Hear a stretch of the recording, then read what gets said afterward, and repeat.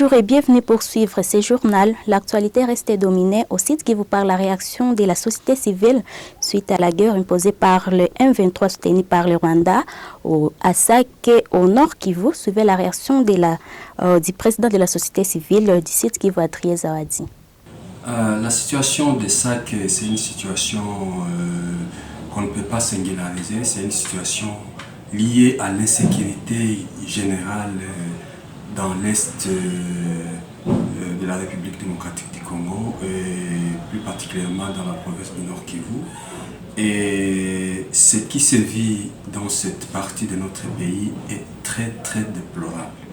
Et je voudrais signaler ici que c'est une question qui a trop duré parce que c'est bientôt 30 ans que la population de l'Est vit dans cette situation et on est désespéré et on ne sait pas d'où nous viendra le salut.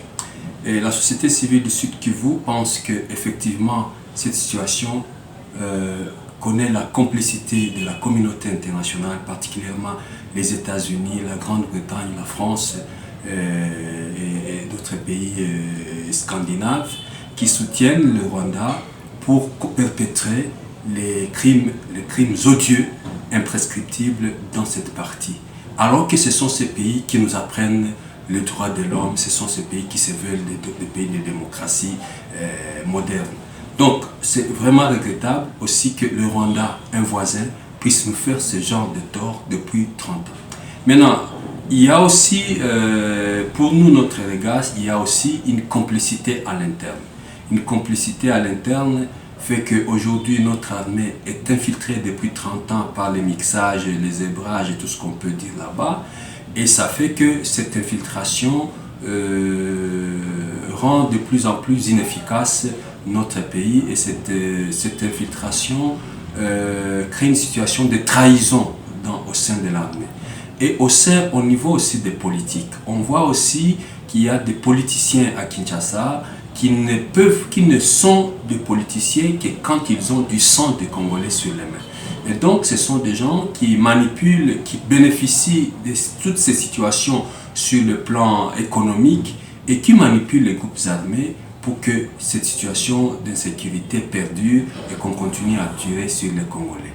Mais pour dire vrai, la raison fondamentale qui fait que le Rwanda et l'Ouganda nous font la guerre, c'est à la fois des raisons économiques. Ils sont à la poursuite de nos minéraux les plus précieux, les plus recherchés du monde.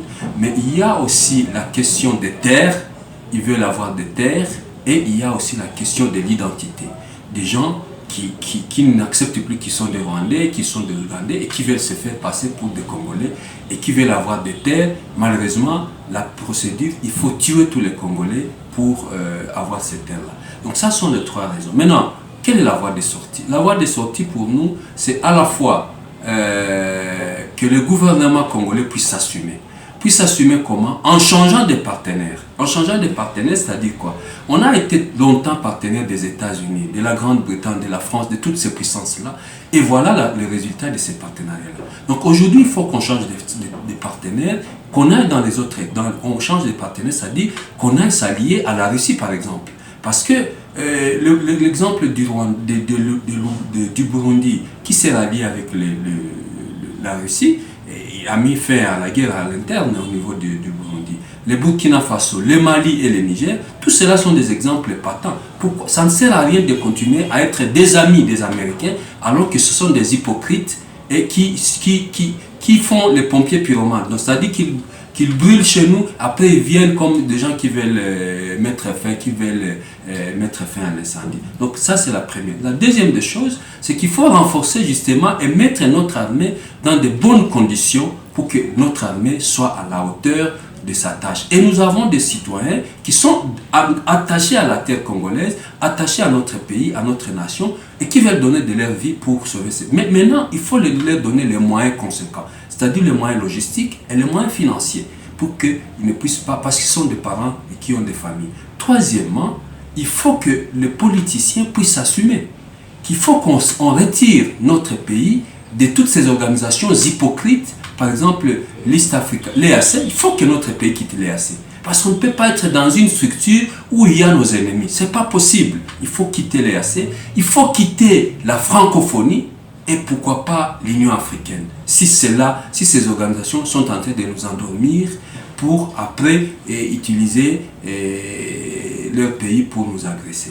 Maintenant, au niveau du pays, au niveau de nous, la population, nous devons savoir aussi que personne ne viendra sauver ce pays en dehors de nous. Il faut que nous puissions nous assumer comme peuple et que nous puissions nous lever pour dire non et non et non et non. Ça signifie quoi? Ça signifie concrètement, par exemple, que nous puissions refuser d'acheter des produits, nous puissions boycotter des produits qui viennent de ces pays qui nous agressent. Ça ne sert à rien de continuer à acheter des produits pour donner de l'argent à ces gens-là, l'argent avec lequel ils achètent des armes pour venir nous tirer dessus. Donc il faut boycotter les produits, mais sans s'en prendre, sans tomber dans la violence, parce que les citoyens de ces pays-là sont aussi victimes de régimes dictatoriaux qui règnent dans ces pays-là. Voilà notre aperçu. Nous regrettons que ces terroristes-là puissent jeter, larguer des bombes sur la cité, qui est une cité de Saké, qui est une cité peuplée, et que ces bombes-là puissent s'en prendre aux enfants, décapiter les enfants, tuer les enfants, détruire les écoles. Ça sont des crimes contre l'humanité qui doivent être sanctionnés par la loi, la loi internationale. Voilà, donc voilà un peu notre... Mais nous appelons à la conscience citoyenne, que nous puissions nous lever comme un peuple, parce que personne d'autre ne viendra sauver ces pays en dehors de nous. Les Sud-Africains peuvent venir, les Angolais peuvent venir, les Malawites peuvent venir, les Burundais peuvent venir, et tout ce qu'on peut dire, la SADC et tout. Mais si nous-mêmes ne prenons pas les choses en main, ces gens-là vont rentrer, ils ne sont pas venus mourir ici, alors que nous sommes en train de danser et boire des champagnes à longueur de journée. Dans un autre chapitre, je vous invite à suivre l'intégralité de la déclaration des Ligues des jeunes UDPS de Kabare sur la manipulation politicienne qui a élu domicile au site Kivu. Déclaration de la Ligue des jeunes UDP Tshisekedi, section de Kabare. Nous, Ligue des jeunes de l'UDPS, section de Kabare, constatons avec regret les agissements de personnes bien identifiées qui ternissent l'image de notre combattant, le bourgmestre de la commune du Banda, en éparpillant dans les réseaux sociaux une image montée de toutes pièces d'un fraudeur électoral que ces insuffiques attribuent à notre combattant élu à Kabare dans l'intention de faire perdre à notre parti le siège obtenu avec succès. Non seulement que cette image que ces personnes collent à notre combattant a circulé, paraît-il, dans une circonscription autre au mois de décembre 2023 pour parler d'un député de ces coins. Mais aussi, les jours des élections, le bourgmestre était interné dans l'hôpital Saint-Luc de Bukavu après un accident de circulation connu vers Kazingo dans la nuit du 19 décembre au 20 décembre 2023, les jours des élections. Cela étant, nous mettons en garde les deux autorités adjointes, urbaines et municipales, qui ont, pour la première fois, publié cette image, fabriquée de toutes pièces.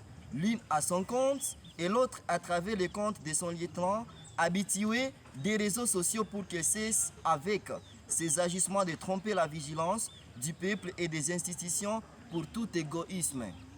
Nous informons à l'opinion publique que ce guéguerre n'est qu'un acharnement politique visant à salir l'image de notre honorable Baleke Mugabo Jean et d'étouffer le développement qu'il a initié dans la commune du Banda. Nous nous réservons le droit de saisir la justice si cela persisterait. Fin de ce journal, merci de l'avoir suivi.